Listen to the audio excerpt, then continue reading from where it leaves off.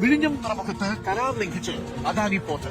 കരാർ വ്യവസ്ഥാ ലംഘനത്തിന് അദാനി പോർട്ടിന് വിഴിഞ്ഞം തുറമുഖ കമ്പനി 15 കോടി രൂപ പിഴ ചുമത്തി.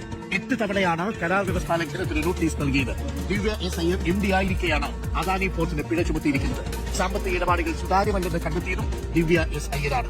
സാമ്പത്തിക അവലോകന റിപ്പോർട്ട് നൽകാത്തതിനും സർക്കാർ അനുവദിച്ച പണം ചെലവഴിച്ചതിന്റെ കണക്കുകൾ നൽകാത്തതിനുമാണ് പിഴ ചുമത്തിയത്.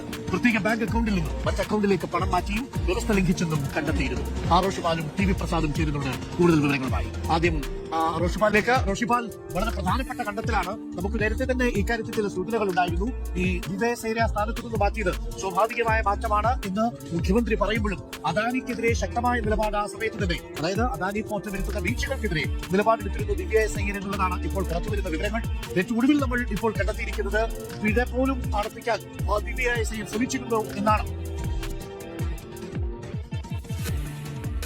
അരുൺകുമാർ, വിഴിഞ്ഞം തുറമുഖത്ത് കഴിഞ്ഞ 2 വർഷത്തിനിടയിൽ മാത്രം വിഴിഞ്ഞം തുറമുഖത്തിന്റെ മേൽനോട്ട ചുമതലയുള്ള അദാനി പോർട്ടിന് അവർ ഈ കരാർ ലംഘിച്ചതിന്റെ പേരിൽ ചുമത്തിയ പിഴയുടെ തുകയാണത് 15 കോടിയോളം വരും എന്നതാണ്. 8 തവണ വിവിധ വിഷയങ്ങളിൽ കരാറിലെ പ്രധാനപ്പെട്ട വ്യവസ്ഥകൾ ലംഘിച്ചു എന്ന് കണ്ടെത്തിയത് MD ആയിരിക്കെ ദിവ്യ എസ് അയ്യരായിരുന്നു. അങ്ങനെ ദിവ്യ എസ് അയ്യരാണ് 8 തവണ നോട്ടീസ് നൽകിയത്. അതിൽ പലതവണയായിട്ടാണ് ഏതാണ്ട് 15 കോടിയോളം രൂപ പിഴ ചുമത്തിയത്. ഈ തുക അടച്ചിട്ടില്ല എന്നതാണ് മറ്റൊരു യാഥാർത്ഥ്യം. എന്നാലും ഇതിനൊപ്പം തന്നെ എന്തൊക്കെ കാരണങ്ങളാണ് ഈ വ്യവസ്ഥാ ലംഘനം എന്നത്? അതിൽ പ്രധാനപ്പെട്ട ഒന്ന്, കൃത്യമായി കരാർ വ്യവസ്ഥ പ്രകാരം സാമ്പത്തിക അവലോകന റിപ്പോർട്ട് അത് തുറമുഖം കമ്പനിക്ക് നൽകണം. സർക്കാരിന്റെ അധീനതയുള്ള തുറമുഖം കമ്പനിക്ക് വിസിലിന് നൽകണം എന്നതാണ്.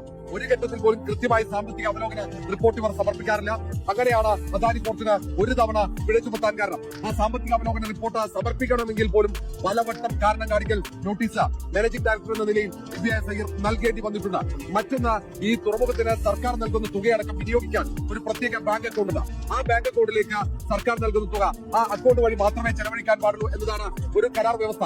ആ കരാർ വ്യവസ്ഥയും ലംഘിച്ചുകൊണ്ട് വിവിധ ബാങ്ക് അക്കൗണ്ടുകളിലേക്ക് പണം മാറ്റുകയും ചെയ്തിട്ടുണ്ട് അദാനി പോർട്ട് എന്നതാണ്